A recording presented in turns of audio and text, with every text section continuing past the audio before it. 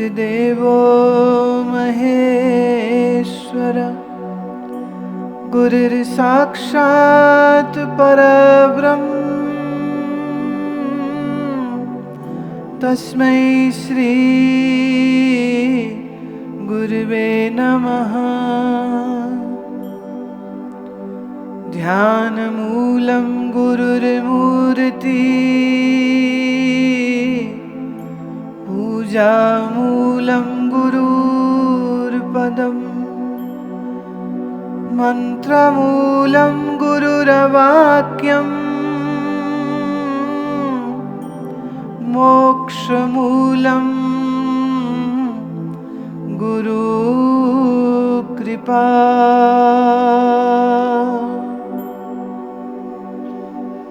अखण्डमण्डलाकारं व्याप्तं येन चराचरं तत्पदं दर्शितं येन वन्दे श्री गुरुवे नमः।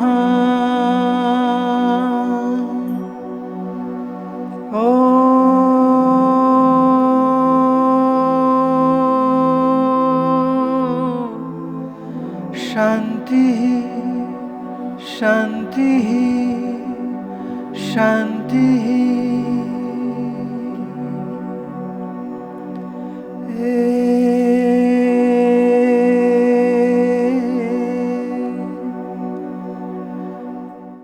गोविंद बोलो हरि गोपाल बोलो गोविंद बोलो हरि गोपाल बोलो गोविंद बोलो हरि गोपाल बोलो गोविंद बोलो हरि गोपाल बोलो गोविंद बोलो हरि गोपाल बोलो गोविंद बोलो हरि गोपाल बोलो गोविंद बोलो गोपाल बोलो गोविंद बोलो गोपाल बोलो गोविंद बोलो गोपाल बोलो गोविंद बोलो गोपाल बोलो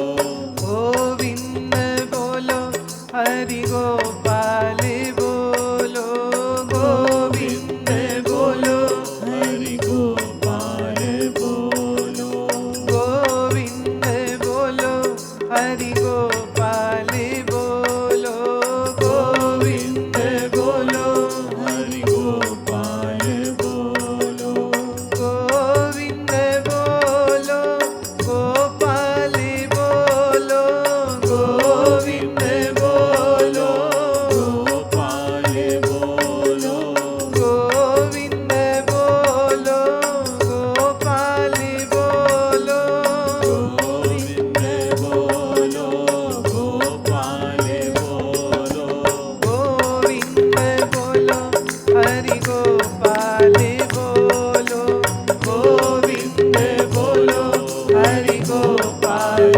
बोलो गोविंद बोलो हरि गोपाल बोलो गोविंद बोलो हरि गोपाल बोलो गोविंद बोलो गोपाल बोलो गोविंद बोलो गोपाल बोलो गोविंद बोलो गोपाल बोलो गोविंद बोलो गोपाल बोलो गोविंद बोलो गोपाल बोलो गोविंद बोलो गोपाल बोलो।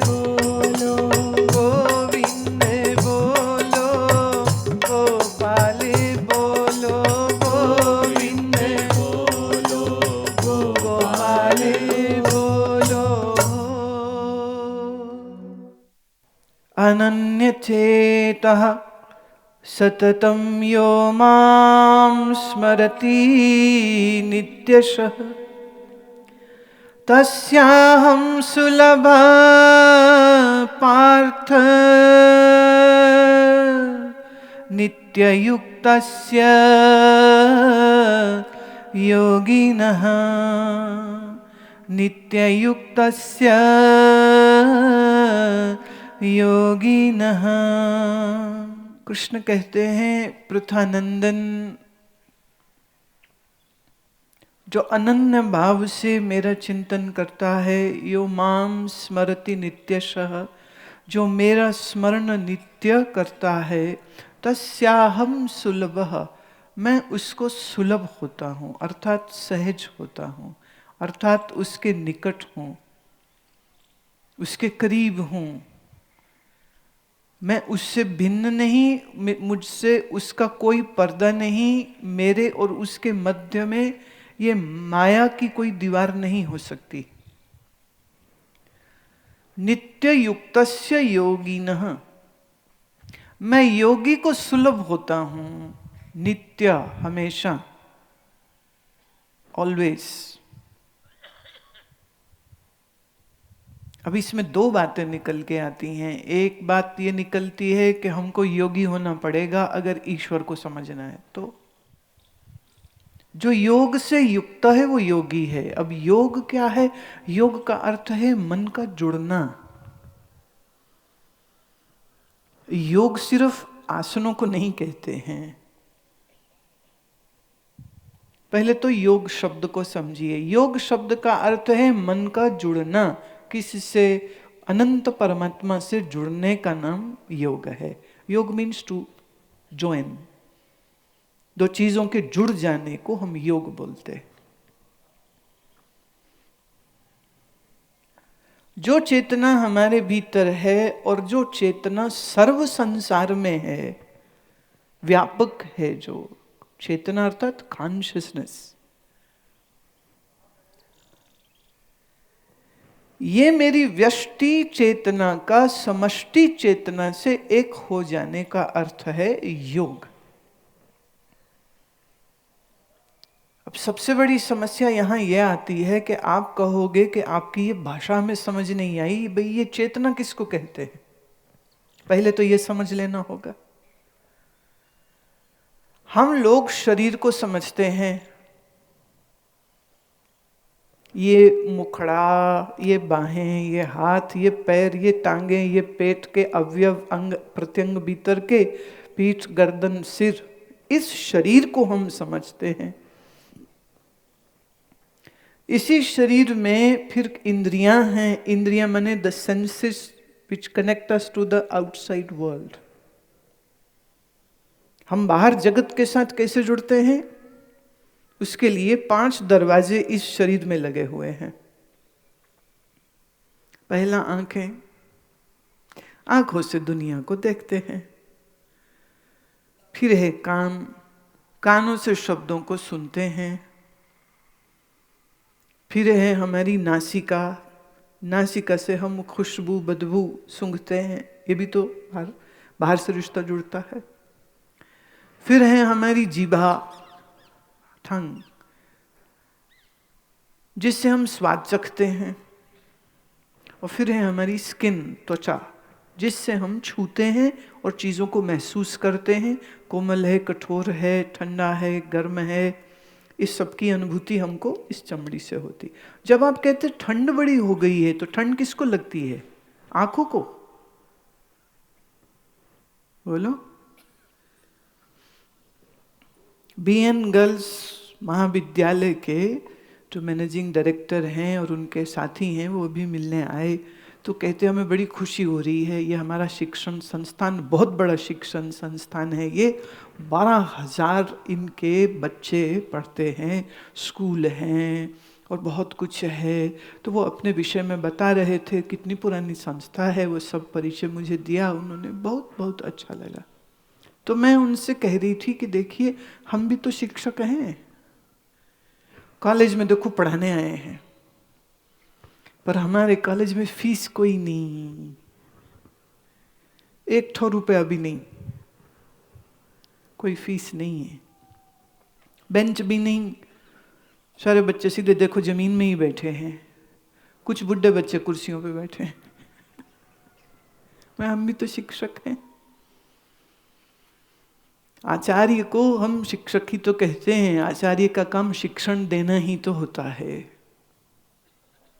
बस फर्क ये है कि इन क्लासरूम्स के अंदर जिस एकेडमिक्स को पढ़ाया जाता है उससे संसार की प्रवृत्तियां और बढ़ेंगी, और जो हम यहाँ पर पढ़ा रहे हैं, अगर आप हमारी इस शिक्षा को पढ़ गए और समझ गए तो आपकी सांसारिक प्रवृत्तियां कम हो जाएंगी, और ये भी संभव हो सकता है कि पूरी की पूरी खत्म हो जाए। जो पूरी खत्म हो गई तो तुम योगी हो जाओगे। तो ये संभव है कि इन 3 दिनों में तुम सुनते सुनते ही योगी हो जाओ। किसी ने पूछा ज्ञानी होने में कितना वक्त लगता है, ज्ञानी होने में कितना वक्त लगता है? तो उत्तर शास्त्र के अनुसार अगर मैं दूं तो वो 1 महीना भी हो सकता है, 15 दिन भी हो सकता है, 1 सप्ताह भी हो सकता है, 1 पल भी हो सकता है, और 1 पूरा जन्म भी हो सकता है। अष्टावक्र जी ने राजा जनक को ब्रह्म विद्या 1 पल में दी। अर्जुन को श्री कृष्ण ने ज्ञान मात्र 1.25 घंटे में दिया। 1 पल से बढ़ गया, 1.25 घंटा हो गया ये। राजा परीक्षित को सुखदेव मुनि जी ने 7 दिन में दी। तो कितने समय में कोई हो सकता है? तो सबसे बेस्ट एग्जाम्पल या सबसे छोटा अगर मैं कहूं तो वो 1 पल का है। और याद रहे, राजा जनक को ज्ञान हुआ है, किसी योगी बाबा ब्रह्मचारी को नहीं, किसी भक्त को नहीं, जो नर्मदा या गंगा के किनारे बैठ के तपस्या कर रहा था। जनक राजा थे, राजपाट चलाते थे। पूर्व तैयारी उनकी क्या थी भाई ज्ञान के लिए? आज के किसी भी मंत्री से पूछ लो, किसी मुख्यमंत्री से पूछ लो, देश के प्रधानमंत्री से पूछ लो, हमारे जो मौजूदा प्रधानमंत्री हैं उनके विषय में तो प्रचलित है कि वो 16 घंटे काम करते हैं। कितने बिजी है। तो राजनयिक कार्यों में जो लग जाते हैं, अगर ईमानदारी से वो काम करना चाहे तो मैंने एक तपस्या है, ये तो बड़ी भारी। अगर अपना निजी स्वार्थ कोई नहीं है और देश का कल्याण वो सोचता है तो वो देश के लिए फिर कुछ भी कर सकता है, तो कितना भी समय वो दे सकता है। तो राजा जनक पूरा समय प्रजा के काम में लगे रहते होंगे, निश्चित प्रजा का हित सोचते होंगे, सूचियां सूत्र बनाते होंगे, नीतियां बनाते होंगे, मंत्रियों से बात करते होंगे, खजाना, सेना, हाँ क्या उत्पादन हो रहा है, क्या बनना है, किसका वर्चस्व होगा, कैसा बिजनेस होगा, सारे मॉड्यूल को वो स्टडी करते होंगे, बैठ के विचार विमर्श करते होंगे। लेकिन बस इतना सा एक बड़ा भारी फर्क है, और वो ये है कि उस समय के तमाम, चाहे राजा हो, चाहे क्षत्रिय हो, चाहे वैश्य हो, हर व्यक्ति अपने जीवन को धर्म परायण जीता था। तो दिस गोज विदाउट सेइंग कि ब्रह्म मुहूर्त में उठते थे, कहने की जरूरत नहीं है। धर्ममय जीवन इसको कहते हैं। जो सुबह 8 बजे सोता हुआ उठता है, वो कहे हम 8 बजे उठ के नहा धो के मंदिर गए, टीका किया, तिलक किया, हम बड़े धार्मिक है। तो मेरा एक छोटा सा निवेदन है, जिसने सुबह उठ के सूर्य भगवान का ही दर्शन नहीं किया, भुवन भास्कर का ही दर्शन नहीं किया, उसके जीवन में ज्ञान की कौन सी रोशनी आ जाएगी? बता दो मुझे। देखिए, अगर आप थोड़ा सा भी गांव देहात में कभी जाके रहते हैं, शहरों में क्या है, सीमेंट का जंगल है, थोड़ा पक्षी कम हो जाते हैं, थोड़ा उनका दिनचर्या हम लोग उतना अच्छे से देख नहीं सकते। लेकिन अगर गांव में जाके रहने का कभी अवसर मिले तो जरूर रहना चाहिए। सब पक्षी 4:30 और 4:45 के बीच में ची ची ची ची ची शुरू हो जाती है उनकी। उनके पास कोई घड़ी नहीं है, कोई अलार्म नहीं है जिसको वो लगा के फिर उठते हैं। प्रकृति के साथ जुड़े हुए हैं, तो जैसे प्रकृति उदित होती है, वो दिन की जो प्राण ऊर्जा सब जीवों में संचरित होती है, सब जीव आप से आप उठ जाते हैं।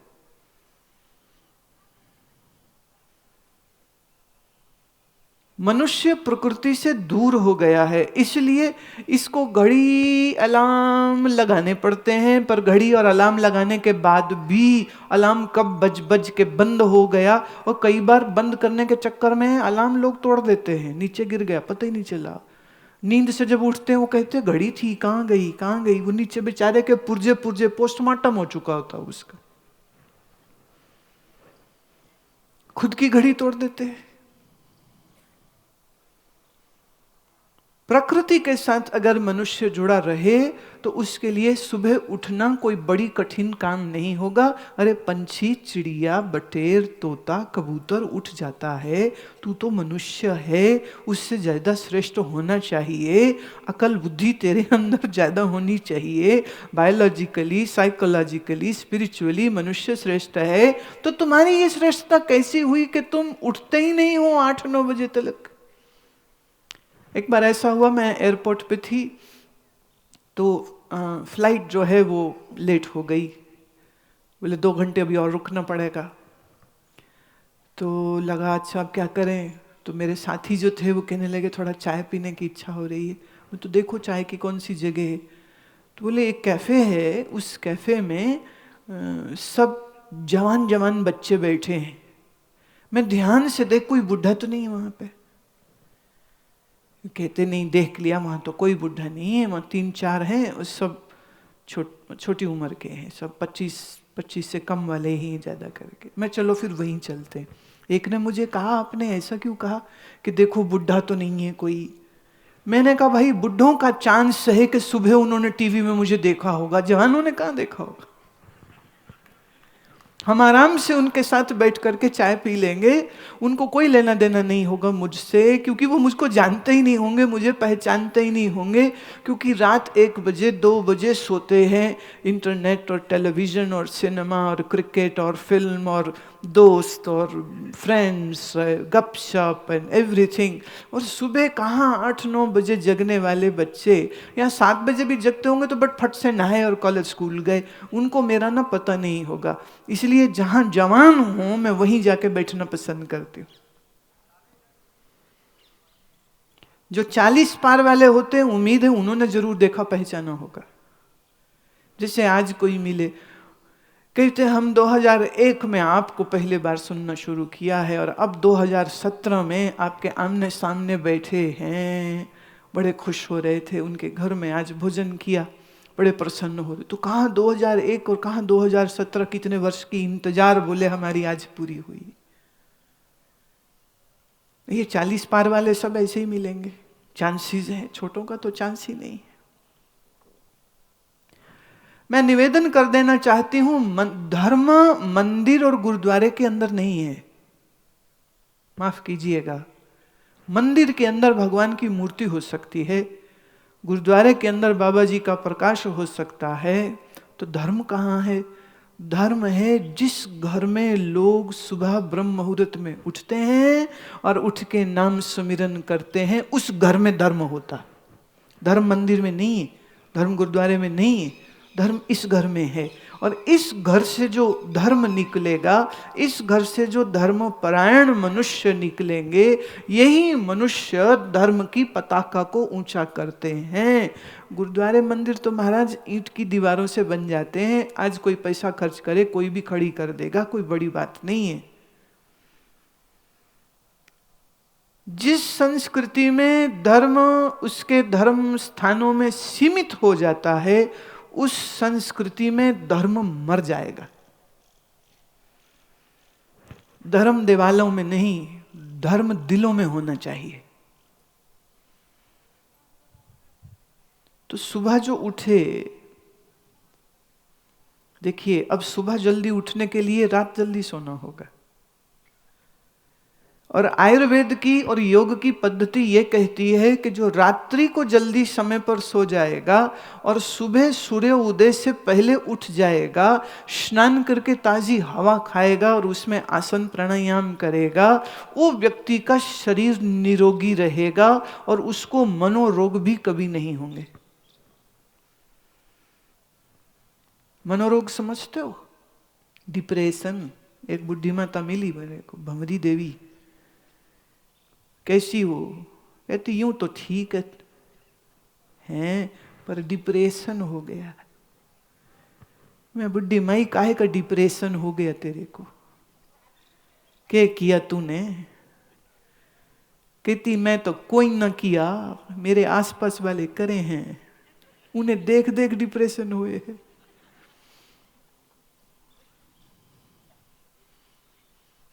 डिप्रेशन मनोरोग है।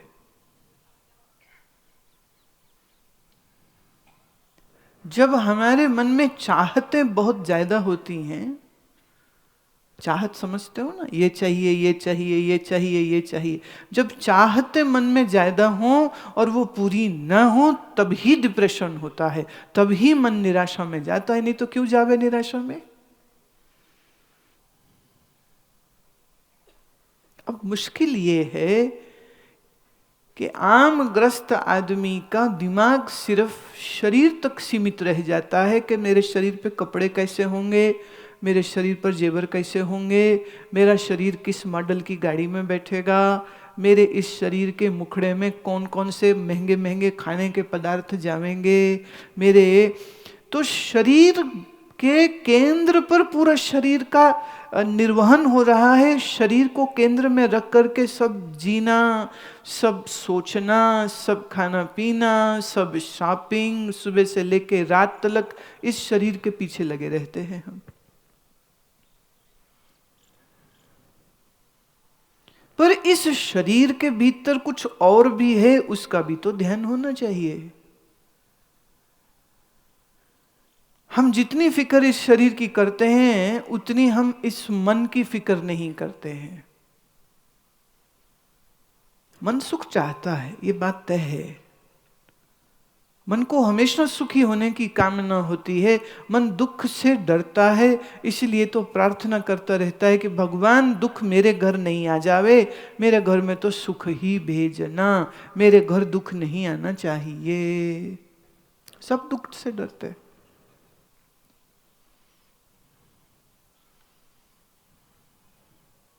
पर आप इस बात को नहीं समझ पा रहे हैं।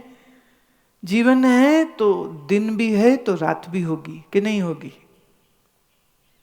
अच्छा, आप उदयपुर की बहुत बड़ी शख्सियत हैं मान लीजिए, है नहीं है मुझे नहीं पता, तुम्हें पता है तुम कौन हो? मान लीजिए आप बहुत बहुत बड़ी शख्सियत हैं, बड़ी पावर है आपके हाथ में, तो आपकी पावर से आज शाम को रोक लो जरा, रात ना आने देना। करोगे? है कोई माई का लाल जो कर सके ये? Is it possible?